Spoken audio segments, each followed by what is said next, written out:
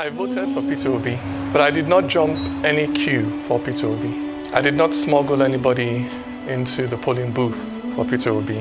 I did not brandish a knife or threaten anybody in my polling unit for Peter Obi. I did not snatch a ballot box, stuff a ballot box, break a ballot box for Peter Obi. I did not pay anybody to change any results for Peter Obi. I did not steal, I did not kill for Peter Obi. What I did for my candidate was stand in line from 8 in the morning on Saturday till 8 in the morning on Sunday.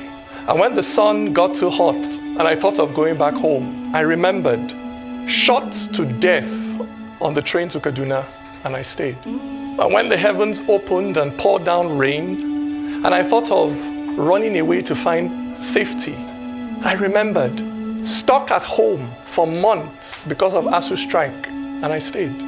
Through my hunger, through my thirst, through my worry whether the children I left at home were fine, I stayed. Because what I wanted to give my candidate, what I ended up putting in that ballot box was not a piece of paper.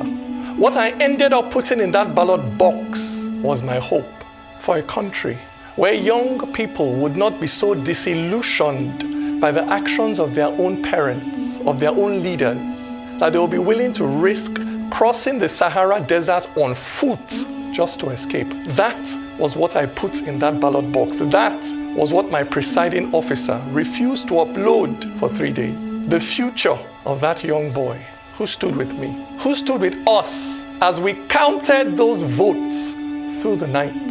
He was a first-time voter, pregnant with hope. But somewhere between the polling unit and the collation center, that boy's future was waylaid by a politician that used biro to cross out his destiny, a politician that found where that boy had written hope and wrote over it, hopeless. It is a terrible thing when a Nigerian is kidnapped on the way to Zamfara or Makurdi or Enugu, but it is infinitely worse when Nigeria herself is kidnapped on the way to the collation center. I tell you, my brother, my sister, it is not Nigeria that has her foot on your neck.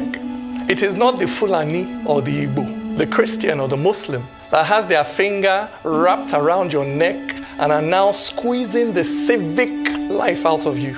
It is not those Yoruba people that don't give a damn whether you eat, whether you have a decent house to sleep in, whether you're able to find a job 5 years after graduating. It is not North or South that uses 8 years to build one bridge or to repair one pothole in the middle of your road.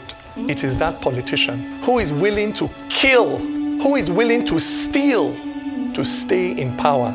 That is your enemy. Lift me up.